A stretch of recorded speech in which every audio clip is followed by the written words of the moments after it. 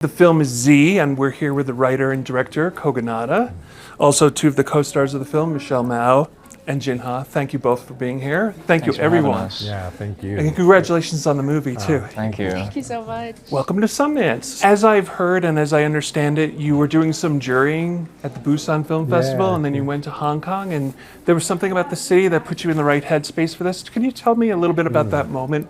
What was it about Hong Kong that inspired you, and did it bring about this specific story?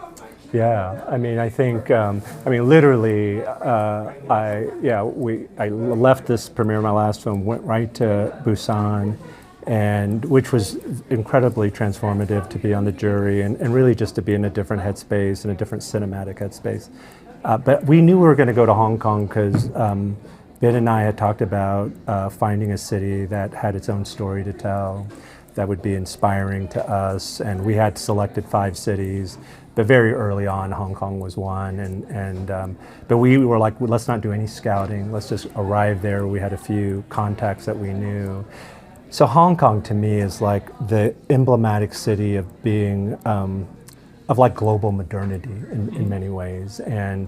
And even before I ever stepped a foot in Hong Kong, I felt like I had memories of Hong Kong, and they were very like Wong Kar-wai infused, but I knew the history of Hong Kong, probably because of the cinema of Hong Kong and what they were always dealing with. And so I knew, that would be a kind of city that, would have the texture for this other story that I really wanted to explore. So.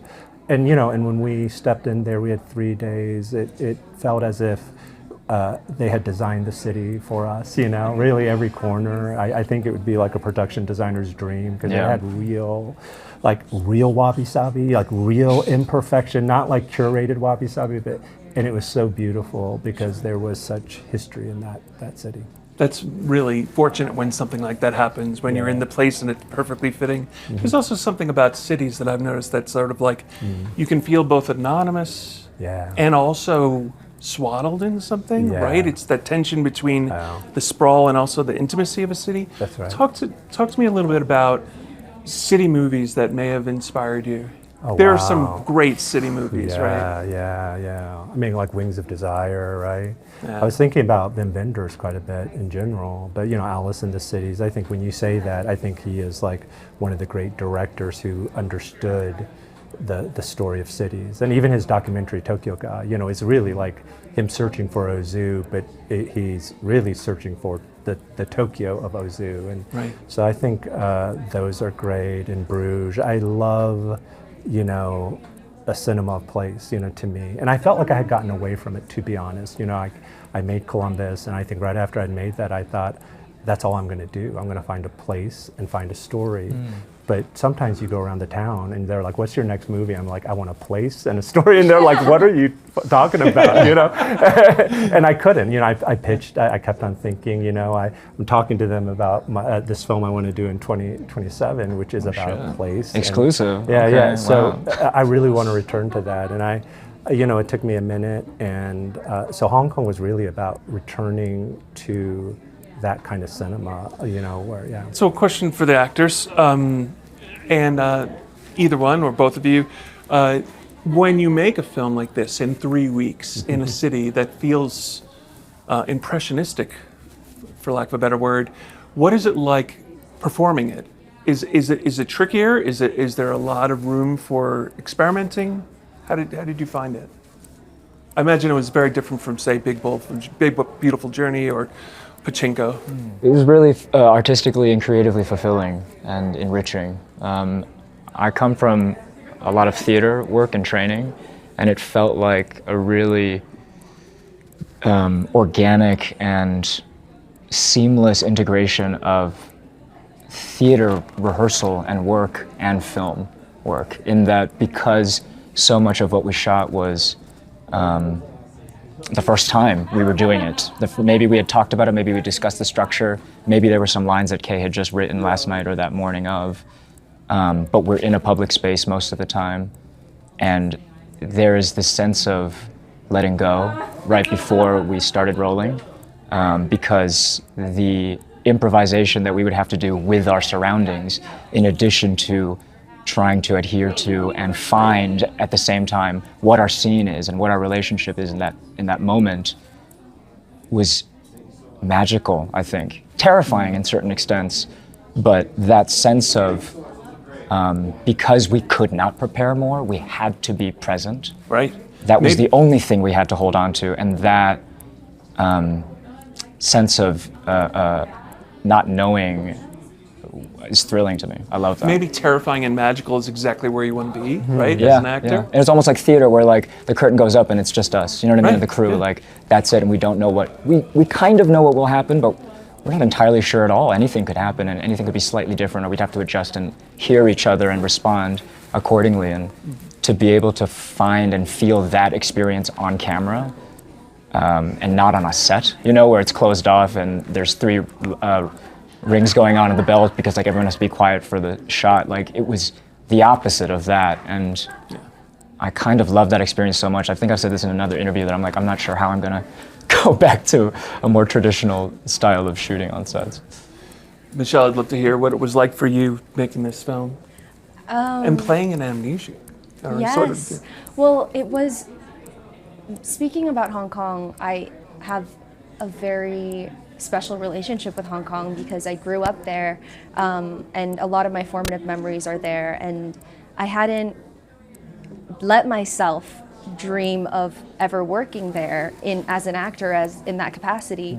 But all I knew was that as a little girl, I wanted to perform and I loved performing. And so in a way, when we were shooting in Hong Kong and walking through those streets that are, you know, some of them familiar, some of them completely different, and making this movie in that space, I felt like I kept getting deja vu, and I would like tell you that and be like, I have deja vu. I feel like I've seen myself here before, or I knew I was going to be here. And it's almost like I'm constructing this conversation with my past self in my head of, she saw me shooting this movie in Hong Kong, and then that's what made her want to become an actor and become Z in the future.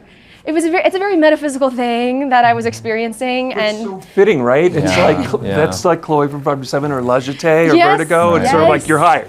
Yeah, Exactly. yeah, You get it. exactly, you get me, you get me. Yeah, exactly. They both actually have Hong Kong. She's still a citizen of Hong Kong, Yes. right? Yeah. And I grew up in Hong he Kong grew up in Hong in my Kong. younger age too. Yeah, Yeah. yeah. So that was what you just articulated was so familiar to me. I mean, I went back to my old elementary school. Yeah, yeah. I went back to my old apartments and homes just to walk those streets again. It was He really was amazing. scouting with us, and he'd be Yeah. like, "Oh my God! Oh my this God! is Yeah, we great." walked by the Still church there. that I went. Yeah, One of our scout locations. I was looking at the map. I was like, oh my God, the church I went to growing up that I have like memories of from like 5 years old. Picking the gum off of underside of the pew is right around the corner, and we walked. I mean, it was really personally and creatively like such a rich 3 weeks. Yeah, yeah. I want to ask, even though she's not here, I want to ask about Haley Lu Richardson, who's yeah. so intrinsic to so much of your work, Yeah, Kay, yeah. and it's well, first of all, the wig.